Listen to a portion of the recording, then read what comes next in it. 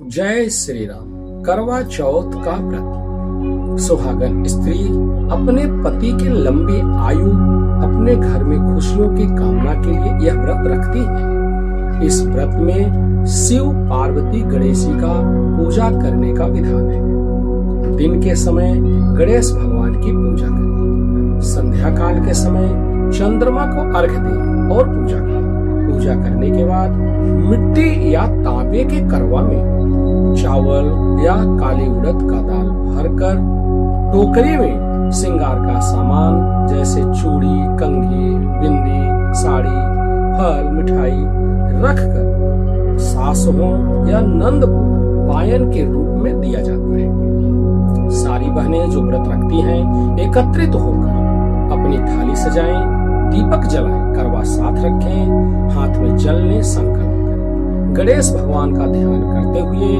गणेश भगवान को फूल चढ़ाएं, फल चढ़ाएं, मिठाई मठिया चढ़ाकर प्रार्थना करें। उसके उपरांत कथा सुने। अब हम आपको कथा सुनाने जा रहे हैं, आप ध्यान से कथा सुने। एक परिवार में 7 भाई थे। 7 भाइयों के बीच एक बहन थी। बहन का नाम था चंद्रावती। 7 भाइयों की बड़ी लाडली बहन थी। सभी भाई अपने बहन से अधिक प्रेम करते थे। भाइयों को इस चीज की चिंता थी कि बहन बड़ी हो जाएगी तो उसकी शादी करेंगे, ससुराल चली जाएगी, हमसे अलग हो जाएगी। लेकिन ब्याह तो करना ही था।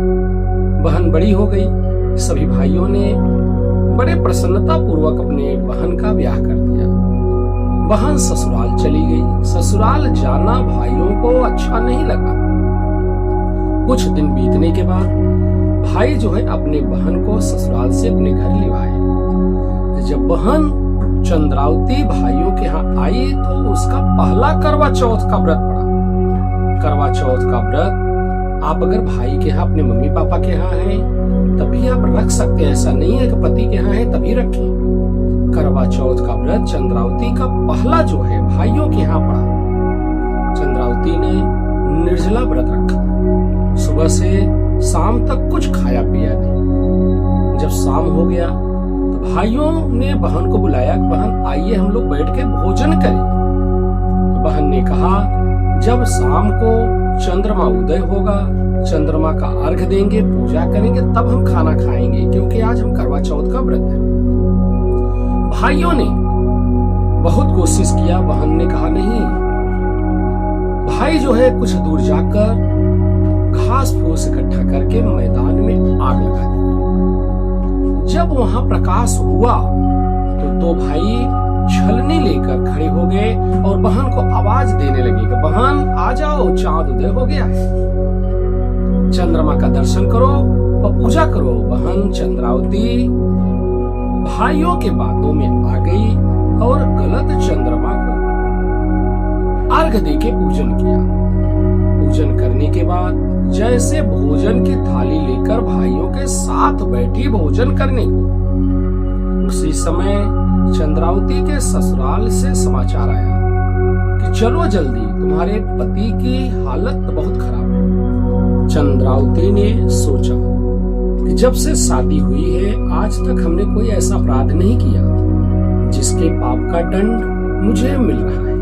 मेरे पति की इतनी हालत खराब है। आज संसार भर की सारी स्त्रियां अपने पति की लंबी आयु कामना के लिए पूजा कर रही हैं। मेरे को क्या हो गया कि मेरे पति कितनी हालत खराब है। चंद्रावती पंडित जी के पास जाकर पंडित जी से पूछा, पंडित जी क्या कारण है? पंडित जी ने कहा तुम्हारे पूजा में कोई विघ्न हो गया जिसके वजह से तुम्हारे पति की हाल हुई है। चंद्रावती ने पंडित जी से उपाय पूछा। पंडित जी ने बताया कि अब तुम्हें 1 वर्ष तक हर महीना की कृष्ण पक्ष की चौथ का व्रत करो और अपने पति की सेवा करो। चंद्रावती ने ऐसा ही किया। हर महीना कृष्ण पक्ष चौथ का व्रत रखना, अपने पति की सेवा करना। धीरे धीरे पूरे शरीर के कांटे निकाल दिए। मुख पे कुछ कांटे बचे हुए थे कि करवा चौथ का दोबारा व्रत आया। चंद्रावती अपनी नौकरानी को बुलाकर नौकरानी से कहा तुम इनका ध्यान रखना, हम करवा चौथ का सामान लाने के लिए बाजार जा रही है। चंद्रावती सामान लेने बाजार चल पड़ी। इधर नौकरानी के मन में लालच आ गया। नौकरानी ने चंद्रावती के पति के मुख पे जो कांटे बचे हुए थे वो जल्दी जल्दी निकालना शुरू किया। चंद्रावती के पति उठ के बैठ गए और पूछने लगे, मेरी पत्नी कहाँ है? नौकरानी ने कहा, वो तो सारा दिन इधर उधर घूमने में लगी रहती है। 1 वर्ष तक हमने आपकी सेवा किया है। चंद्रावती के पति को ये आभास हुआ कि मेरी जो पत्नी है वो मेरी पत्नी बनने योग्य नहीं है। वो मेरी बीमारी हालत में मेरी सेवा नहीं किया। इस नौकरानी ने मेरा सेवा किया है। चंद्रावती के पति जो है नौकरानी को अपनी पत्नी बना लिया। जब चंद्रावती वापस आई सामान लेकर तो अपने पति को जब देखा वो ठीक हो गए हैं, खुशी का ठिकाना नहीं। इधर चंद्रावती के पति ने चंद्रावती को डांट के घर से निकाल दिया। तुम मेरी पत्नी बनने योग्य नहीं हो, तो मेरे घर से निकल जाओ।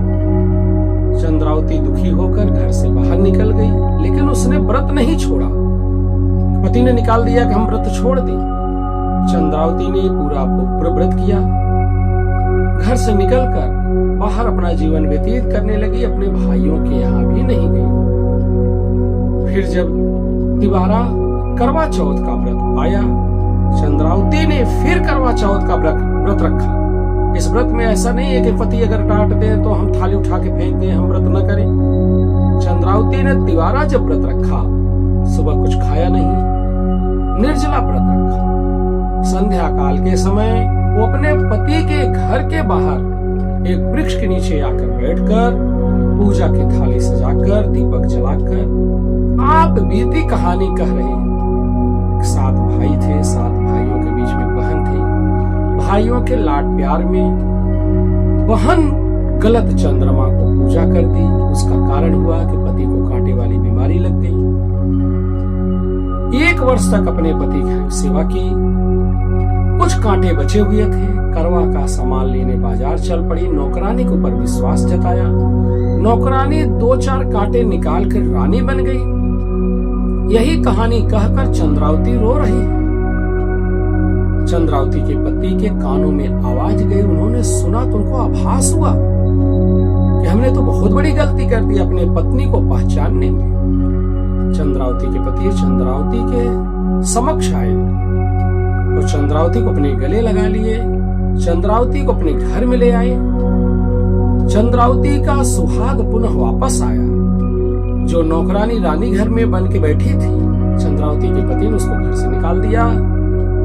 चंद्रावती ने प्रार्थना किया करवा माता से, हे मां, संसार की जो भी बहनें आने वाले समय में करवा चौथ का व्रत रखें, उनके जीवन में ऐसा कठिन परीक्षा कभी न ले, उनके अंदर इतनी सहन शक्ति न हो।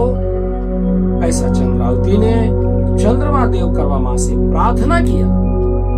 जय करवा मां।